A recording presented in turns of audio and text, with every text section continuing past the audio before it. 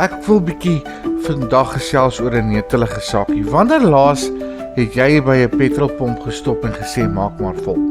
En dit is iets wat ons al gewoond was as kinders en in vandag se tyd is dit nie meer so maklik om te sê maak maar vol nie. En daai volmaak ding het hier in my kop vasgesteek en toe besef ek maar as ons voor die Here gaan sit, moedeloos, moeg en ons het iets nodig om ons deur die dag te vat. Ons het krag nodig, ons het petrol nodig om die dag klaar te maak.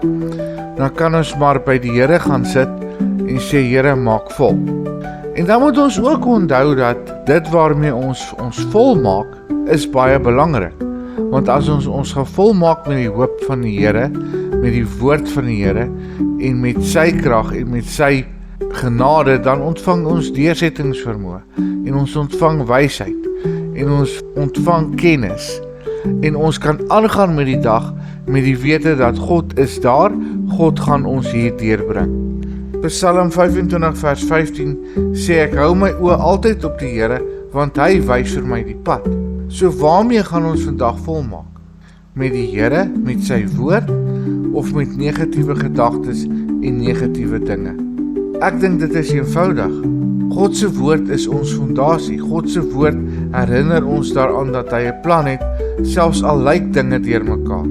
Dis juis wanneer ons bang en onseker is dat die woord van God waarmee ons onsself volmaak na vore kom en dit alle twyfel uithaal. Onthou sy beloftes is standvastig en seker.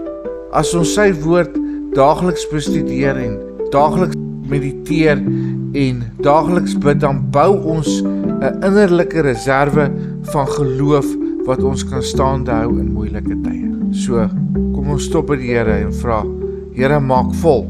2 Tessalonisense 3 vers 3 sê, die Here is getrou, hy sal julle sterk maak en julle van die bose bewaar. En daai tipe inligting, daai tipe petrol waarmee ons onsself volmaak, is wat ons deur 'n dag trek. Efesiërs 4 vers 15 sê, hou vas aan die waarheid in liefde en groei in alles na Christus toe. Kom ons maak vol met die kennis van die woord van die Here. Kom ons maak vol met God se waarheid en God se liefde, sodat ons kan groei na Christus toe, sodat hierdie pad vir ons makliker sal wees om te loop vandag. Onthou, daar gaan storms insluit. Ons gaan twyfel, maar ons kan met sekerheid op God se waarheid staan.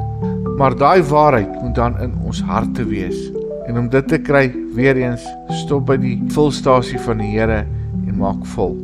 Kom ons kies vandag doelbewus om ons gedagtes en ons harte te vul met die dinge van die Here, sodat vrees en twyfel en paniekerigheid nie in ons lewe 'n vashou het vandag nie. Hemelse Vader, ons loof en prys en ons eer U naam. En ons kom vra U Here, maak vol.